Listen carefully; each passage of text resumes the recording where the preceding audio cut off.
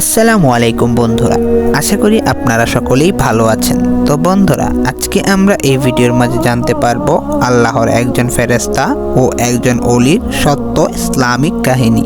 তো বন্ধুরা, বেশি কথা না বলে আজকের মূল ভিডিও শুরু করা যাক। ফেরেশতা হযরত জিবরাইল আলাইহিস সালাম ছিলেন আল্লাহর এক গুরুত্বপূর্ণ ফেরেশতা, যিনি নবীদের কাছে আল্লাহর বাণী পৌঁছাতেন।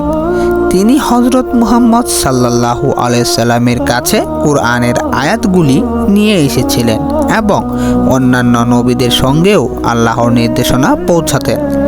জিবরাইল আলাইহিস সালাম আল্লাহর এক বিশ্বস্ত দাস, যিনি সবসময় আল্লাহর আদেশ পালন করতেন।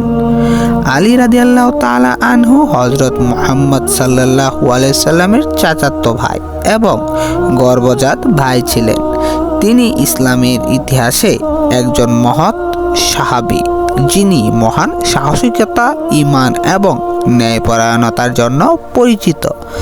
আলী রাদিয়াল্লাহু তাআলা আনহু প্রথম যুবক হিসাবে ইসলাম গ্রহণ করেছিলেন এবং তিনি আল্লাহর রাসূল সাল্লাল্লাহু আলাইহি সাল্লামের সবসময় সঙ্গী ছিলেন।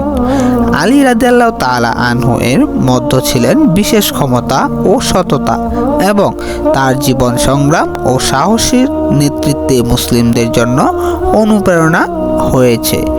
এরা উভয়ই ইসলামের ইতিহাসে অত্যন্ত গুরুত্বপূর্ণ এবং আল্লাহর পথে তাদের অবদান অনস্বীকার্য। তো বন্ধুরা, এই ছিল আমার আজকের মূল ভিডিওটি ভালো লেগে থাকলে অবশ্যই লাইক করে দিয়েন, চ্যানেলে নতুন থাকলে সাবস্ক্রাইব করে নিন।